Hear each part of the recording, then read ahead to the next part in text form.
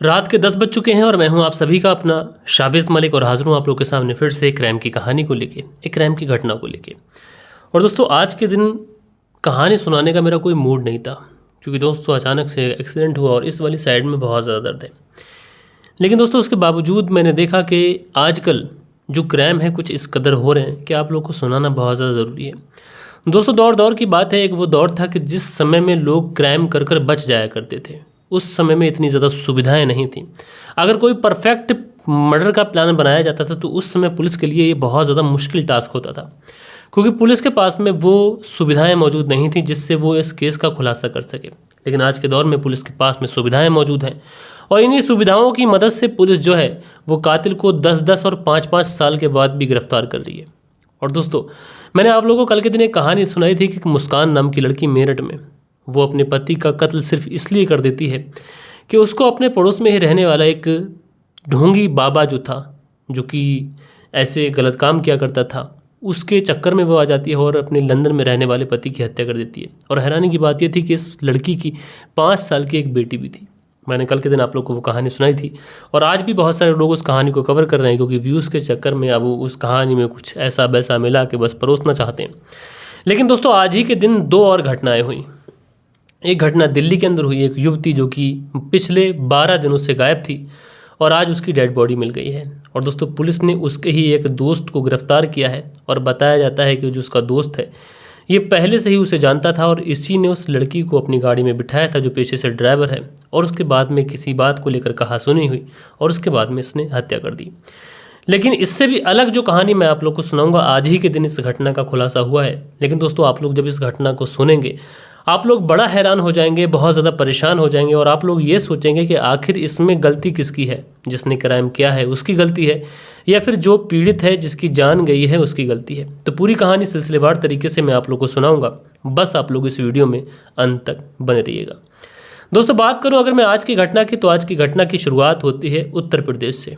और उत्तर प्रदेश का एक जाना माना शहर वाराणसी, और यहीं पर एक थाना लगता है जोधपुरा थाना। और इसी जोधपुरा थाने के अंतर्गत एक इलाका लगता है औसानगंज। और इसी औसानगंज के पास में एक कॉलेज है DAB PG कॉलेज। रात के तकरीबन 11 बजे के आसपास थे, 14 मार्च साल 2025 की मैं बात कर रहा हूँ। 11 बजे के आसपास एक व्यक्ति जिसका नाम दिलजीत उर्फ रंगोली इसी DAB PG कॉलेज के पास में फ़ोन पर किसी से बातचीत कर रहा था। अपने घर ये कहकर आया था कि मैं बस अभी गया और अभी लौट आऊँगा। और यहीं पर रात के 11 बजे वो फ़ोन से किसी से बातचीत कर रहा था। इसी बीच में इस दिलजीत उर्फ रंगोली के पास में एक बाइक आती है। जो बाइक सवार था उसने हेलमेट लगा रखा था। दिलजीत ये समझता है कि शायद ये बाइक सवार उससे कुछ एड्रेस पूछे।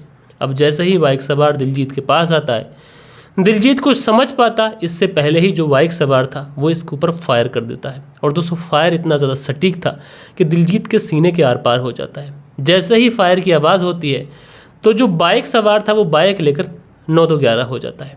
और उसके बाद में जब आस पड़ोस के लोगों को ये पता चलता है कि यहाँ पर फायर हुआ है, लोग भाग कर देखते हैं तो देखते क्या है कि दिलजीत उर्फ रंगोली वहीं पर गिरा पड़ा है। लिहाजा दिलजीत उर्फ रंगोली के घर वालों को भी खबर दे दी जाती है और आनन फानन में दिलजीत उर्फ रंगोली को नज़दीकी हॉस्पिटल लेके जाया जाता है। लेकिन दोस्तों डॉक्टर जब दिलजीत उर्फ रंगोली का इलाज शुरू करते हैं तो थोड़ी ही देर के बाद में उसकी मौत हो जाती है। और डॉक्टर यही कहते हैं कि अगर तुम थोड़ा पहले आ जाते तो शायद उसकी जान को बचाया जा सकता था। अब दोस्तों तुरंत इस मामले की जो सूचना थी वो पुलिस को भी दे दी गई थी, लिहाजा पुलिस भी हॉस्पिटल पहुंच जाती है। अब चूँकि जो व्यक्ति था उसकी तो मौत हो चुकी है, लिहाजा उससे तो कुछ पूछताछ हो नहीं सकती। लिहाजा पुलिस उसकी डेड बॉडी को अपनी कस्टडी में लेकर तुरंत उसे पोस्टमार्टम के लिए भेजती है। इधर दिलजीत के घर वालों से पूछताछ की जाती है। पुलिस दिलजीत के घर वालों से पूछती है कि तुम्हारी किसी से कोई दुश्मनी, कोई रंजिश, या फिर दिलजीत का हाल फिलहाल में किसी से कोई झगड़ा हुआ हो, या किसी से कोई पैसों का लेन देन हो, या फिर किसी से पुराना कोई ज़मीनी विवाद, या फिर किसी से किसी लव वाला जो एंगल है यानी अवैध संबंधों वाला जो एंगल है वो एंगल हो। लेकिन जो घर वाले होते हैं वो कहते हैं कि साहब हमारा बेटा तो बहुत ज़्यादा सीधा साधा था, ना हमारी किसी से कोई लड़ाई है, ना हमारा किसी से कोई झगड़ा है, ना किसी से कोई पुराना ज़मीनी विवाद है, ना किसी से कोई पैसों का लेन देन है, तो भला ऐसे हम किसका नाम ले दें। लिहाजा पुलिस वाले जो थे दिलजीत के घर वालों के बयान लिखते हैं और बयान लिखने के बाद में अब आस पड़ोस के लोगों से पूछताछ की जाती है। आस पड़ोस के लोगों से पूछताछ की जाती है कि तुमने यहाँ पर क्या कुछ देखा। साथ के साथ उस पूरे इलाके के अंदर जो भी CCTV कैमराज लगे थे उन CCTV कैमराज को खंगाला जाता है। अब दोस्तों जब सीसीटीवी कैमरास को खंगाला जाता है तो यहाँ पर पुलिस को ये साफ दिखाई पड़ जाता है कि एक व्यक्ति है जिसको हेलमेट लगा हुआ है, गाड़ी की नंबर प्लेट भी शो नहीं हो पा रही है और वो इस दिलजीत के पास आता है। दिलजीत उससे हाथ से कुछ इशारा कर रहा होता है कि इसी बीच में वो जो बाइक सवार था दिलजीत के सीने पर वार कर देता है और दिलजीत जो था वो मौके पर ही गिर जाता है और बाइक सवार वहाँ से फरार हो जाता है। लिहाजा पुलिस को जब कहीं से भी कुछ ऐसी सूचना, कुछ ऐसी खबर, कुछ ऐसा एंगल नहीं मिल पा रहा था जिससे पुलिस कातिल तक पहुंच जाए, तो पुलिस सबसे पहले ये देखने की कोशिश करती है कि दिलजीत का आखिर किससे ज़्यादा मिलना उठना बैठना था, किससे ज़्यादा बातचीत होती थी उसकी। क्योंकि दुश्मनी वाला एंगल ज़रूर है, ऐसे ही कोई भला क्यों रास्ता चलते किसी व्यक्ति की हत्या कर देगा, यानी दुश्मनी वाला एंगल ज़रूर है। लिहाजा जब पुलिस सारी छानबीन करती है तो पुलिस को पता चलता है कि दिलजीत के मोबाइल की जब कॉल डिटेल निकाली जाती है तो पता चलता है कि दिलजीत रात के 11 बजे एक लड़की से बात कर रहा था। अब पुलिस जो थी उस लड़की के बारे में उस नंबर को ट्रैक करके पता लगाने की कोशिश करती है तो पता ये चलता है कि वो दिलजीत की गर्लफ्रेंड है, जबकि दिलजीत के घर वालों से ये पता चलता है कि दिलजीत की ऑलरेडी मंगनी हो चुकी थी और मंगनी हो चुकी थी वो लड़की कोई और थी। अब जैसे ही पुलिस वालों को ये एंगल मिलता है कि दिलजीत किसी लड़की से बात कर रहा था और वो लड़की भी वो लड़की नहीं थी जिससे दिलजीत की मंगनी हुई है, तो कहीं ना कहीं पुलिस वालों को शक होता है। लिहाजा जो लड़की थी जिसका नंबर दिलजीत के मोबाइल से मिला था उसके नंबर की कॉल की CDR निकाली जाती है तो उसमें एक और नंबर मिलता है जो नंबर किसी राजकुमार नाम के व्यक्ति का होता है, उससे भी ज़्यादा बात होती थी। लिहाजा पुलिस जो थी अब शक के आधार पर राजकुमार और ये जो लड़की थी इस दोनों को उठाती है, पुलिस थाने लेके आती है और इन दोनों से पूछताछ करती है। और दोस्तों जब इन दोनों से पूछताछ करी जाती है तो बड़ी ही शॉकिंग कुछ चीज़ें निकल के आती हैं। दरअसल ये जो लड़की थी और जो राजकुमार था ये दोनों पुलिस के सामने टूट जाते हैं, क्योंकि कोई पेशेवर कातिल, कोई पेशेवर मुजरिम ये लोग थे नहीं। लिहाजा जब पुलिस इनके ऊपर थोड़ी सी सख्ती दिखाती है तो ये पुलिस के सामने टूटते हैं और टूटने के बाद में एक ऐसी कहानी सुनाते हैं जिसमें कहीं ना कहीं मोहब्बत भी शर्मसार होती है, दोस्ती भी शर्मसार होती है। दरअसल जो दिलजीत था वो इस लड़की से मोहब्बत किया करता था, इससे बातचीत किया करता था और इसी बीच में दिलजीत का एक जानने वाला लड़का था जिसका नाम राजकुमार था। राजकुमार ही वही लड़का है जिसने दिलजीत को गोली मारी है। अच्छा, जो दिलजीत था वो राजकुमार की मुलाकात अपनी गर्लफ्रेंड से कराता है। अब ये तीनों एक दूसरे से काफ़ी ज़्यादा बातचीत किया करते थे, लेकिन दोस्तों इसी बीच में दिलजीत की जो गर्लफ्रेंड थी वो राजकुमार के टच में आ जाती है और इसी वजह से जो दिलजीत की गर्लफ्रेंड थी वो दिलजीत से पीछा छुड़ाना चाहती थी। इधर दिलजीत के परिवार वालों ने दिलजीत की मंगनी कहीं और कर दी थी, लेकिन जो दिलजीत था ये अपनी पुरानी गर्लफ्रेंड को छोड़ना नहीं चाहता था, जबकि जो पुरानी वाली गर्लफ्रेंड थी वो दिलजीत से किसी भी हाल में पीछा छुड़ाना चाहती थी। और जब दिलजीत मानता नहीं है, वो लगातार अपनी पुरानी वाली गर्लफ्रेंड को फ़ोन करता रहता है, तो इसी वजह से दिलजीत की जो गर्लफ्रेंड थी राजकुमार के साथ मिलती है एंड मिलने के बाद में ये एक प्लानिंग बनाती है। लगभग 1 महीना पहले ये लोग प्लानिंग बनाते हैं और प्लानिंग ये थी कि इस दिलजीत की ऐसे हत्या कर दी जाए कि किसी को कानो कान खबर ना लगे, क्योंकि दिलजीत अब इस लड़की का बहुत ज़्यादा पीछा कर रहा है। लिहाजा राजकुमार जो था वो कत्ल की प्लानिंग शुरू कर देता है और उसके लिए बाकायदा एक हथियार खरीदता है और उस हथियार को इस दिलजीत की गर्लफ्रेंड को ये वीडियो कॉल पर दिखाता भी है। कहता है कि इससे मैं दिलजीत का काम तमाम करूँगा। जो दिलजीत की गर्लफ्रेंड थी बहुत ज़्यादा खुश हो जाती है कि दिलजीत का काम तमाम हो जाएगा और प्लान के मुताबिक ये लोग 14 मार्च साल 2025 को पूरी प्लानिंग होती है। दिलजीत की जो गर्लफ्रेंड होती है वो दिलजीत को कॉल करती है और कॉल करने के बाद में उसे रोड की तरफ बुला लेती है और इसी बीच में राजकुमार बाइक लेके आता है और उसके सीने पर गोली मार देता है। दोस्तों दिलजीत की मौके पर ही मौत हो जाती है। तो दोस्तों आप लोगों ने देखा कि इस पूरी कहानी के अंदर एक लड़की ने कैसे 2 लोग दोस्तों को दुश्मन बना दिया और एक व्यक्ति की इसमें हमेशा के लिए जान चली गई। बहरहाल पुलिस ने इन दोनों को अरेस्ट कर जेल भेजा है। संबंधित धाराओं में मुकदमा दर्ज किया गया है। अब दोनों को न्यायालय में पेश किया जाएगा और जिस तरीके के सबूत इनके खिलाफ होते हैं, जिस तरीके के केसेस इनके ऊपर बनते हैं, उसके हिसाब से इन लोगों को सज़ा दी जाएगी।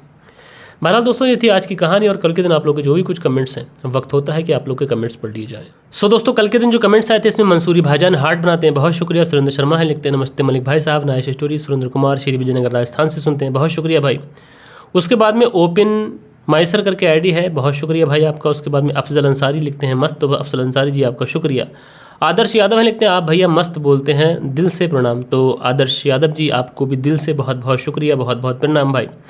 करण रावत जी लाइक करते हैं, करण रावत जी आपका शुक्रिया। एक खान है लिखते हैं भाई आपकी कहानी में मिलावट नहीं होती, कहानी बहुत अच्छी लगी। तो एक खान जी आपका बहुत बहुत शुक्रिया। एक खान आगे लिखते हैं गुड स्टोरी भाई, तो एक खान जी आपका शुक्रिया। हसीबुल अंसारी हैं लिखते हैं अस्सलाम वालेकुम मेरे छोटे भाई, नाइस स्टोरी, अल्लाह आपको कामयाब करे। तो हसीबुल अंसारी जी इस तरीके से प्यार दिखाने के लिए, दुआ देने के लिए आपका शुक्रिया। शीलनिधि हैं लिखते हैं सच्ची घटना है मेरठ की मलिक भाई, शीलनिधि हरिद्वार से सुनते हैं। तो शीलनिधि शर्मा जी आपका बहुत बहुत शुक्रिया। बाबूजी अंसारी हैं लिखते हैं मोहम्मद ईशान अंसारी, जिला हरदोई उत्तर प्रदेश से सुन रहा हूँ। भाई साहब। तो मोहम्मद जीशान अंसारी जी आपका बहुत बहुत शुक्रिया। लेक अब्बास गुलिस्तान बागपत यूपी से कहानी सुनते हैं, बहुत शुक्रिया। प्रमोद कुमार हैं, लिखते हैं अस्सलाम वालेकुम मलिक भाई, हैदराबाद से मैं प्रेम कुमार, मोहम्मद हनीफ़ नवाब भाई। तो प्रेम कुमार जी, मोहम्मद हनीफ़ नवाब भाई, आप सभी लोगों का बहुत बहुत शुक्रिया। उसके बाद में शांति मल सिन्हा करके आइडिया लिखते हैं, नमस्ते भाईजान, मैं बहुत ही दिन के बाद फिर भी मैंने आपको देखा और सुना, बहुत अच्छा लगा। आपने सच्ची घटना बताई, इसके लिए शुक्रिया, थैंक यू। मैं नेपाल से सुन रहा हूँ। तो शांताती माल सिन्हा जी आपका बहुत बहुत शुक्रिया। उसके बाद में सुरेश शिमाली हैं, लिखते हैं आपकी कहानी अच्छी होती है, मैं 25 मिनट तक रखो, कहानी थोड़ी छोटी होती जा रही है। तो सुरेश शिमाली जी, अभी थोड़े से जो इंसिडेंट हैं इसमें क्या होता है, जो ताज़ा खबरें होती हैं, जो ताज़ा इंसिडेंट होते हैं, इसमें ज़्यादा अपडेट नहीं होती, तो इस वजह से कहानी थोड़ी छोटी हो जाती है। और जैसे ही प्रॉपर तरीके से पूरे केस खुल के आएंगे, मैं आप लोग को इन्हीं केसेस पे 25-30 मिनट की वीडियो बना के दूंगा। नसीर अहमद लिखते हैं, अस्सलाम वालेकुम शावेज भाई, अभी और क्या क्या देखना पड़ सकता है, समाज और रमज़ान में इस तरीके से हो रहा है भाई, अल्लाह हिदायत दे। तो नसीर अहमद जी आपका शुक्रिया। सुनील त्यागी जी हैं, लिखते हैं ये कहानी आज शम्स सर ने भी सुनाई थी, कल के दिन ही इंसिडेंट हुआ था, तो बहुत सारे लोगों ने सुनाई थी। बालेश्वर बिहारी हैं, लिखते हैं मलिक साहब जी नमस्कार सर जी, कहानी सुना अच्छा लगा, लेकिन आज करके प्यार में हवस ये सारी चीज़ें हुई पड़ी हैं। तो बालेश्वर बिहारी जी आपका शुक्रिया। संतोष सिंह हैं, लिखते हैं सौरभ शुक्ला था या सौरभ राजपूत, नाम कई बार गलत बोला जी। तो दोनों के नाम में हो सकता है मिसअंडरस्टैंडिंग हो गई हो भाई, उसके लिए माफ़ी चाहता हूँ। जावेद अंसारी हैं, लिखते हैं भाई ये कहानी सच्ची है, मैं भी मेरठ से हूँ इसलिए मुझे पता है। एक और कहानी मेरठ की है 5 मर्डर वाली, वो भी कवर करिए, सलामत रहिए मलिक भाई। तो जावेद अंसारी जी आपका शुक्रिया। लाइक अब्बास गुलिस्तानाज लिखते हैं 24 फरवरी को आया था और सर 26 को नहीं जी, 24 फरवरी को नहीं 26 फरवरी को बताया गया था। राजपुरा खबरनामा है, लिखते हैं शाविज भाई समाज को क्या हो गया है, रिश्ते जो है वो कलंकित होते जा रहे हैं, रिश्तों की कदर करनी चाहिए। राजपुरा खबरनामा जी आपका शुक्रिया। उसके बाद में ओपिन मैसर करके आइडिया लिखते हैं, शाविज भाई मैं YCR आका दी बैरिस्टर जल्द ही मैं पहला वीडियो अपलोड करूँगा, उम्मीद करता हूँ आपको पसंद आएगा। जी भाई बिल्कुल। उसके बाद में हसीबुल अंसारी लिखते हैं भाई टाइम नहीं मिल रहा है दुबई में। जी भाई ईद के समय दुबई में टाइम नहीं मिलता। लाइक अब्बास हैं जो ब्रह्मपुर थाना ब्रह्मपुत्री से बोलते हैं कि थाना ब्रह्मपुरी नहीं, थाना ब्रह्मपुत्री है, ब्रह्मपुत्री नहीं ब्रह्मपुर है, तो भाई माफ़ी चाहते हैं। उसके बाद में ओपन माइसर करके लिखते हैं 90% 99% को प्यार नहीं मिलता, पता नहीं।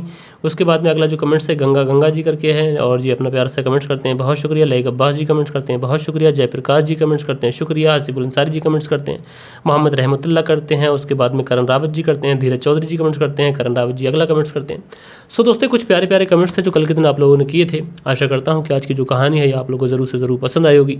कहानी पसंद आई हो तो एक लाइक करिएगा, दोस्तों और मित्रों के साथ में ज़रूर शेयर करिएगा। बाकी दोस्तों मिलते हैं कल के दिन किसी और क्राइम स्टोरी के साथ में। जब तक के लिए अपना ख्याल रखिएगा, देश का ख्याल रखिएगा, परिवार के रिश्तों की अहमियत को समझिएगा। जय हिंद, जय भारत।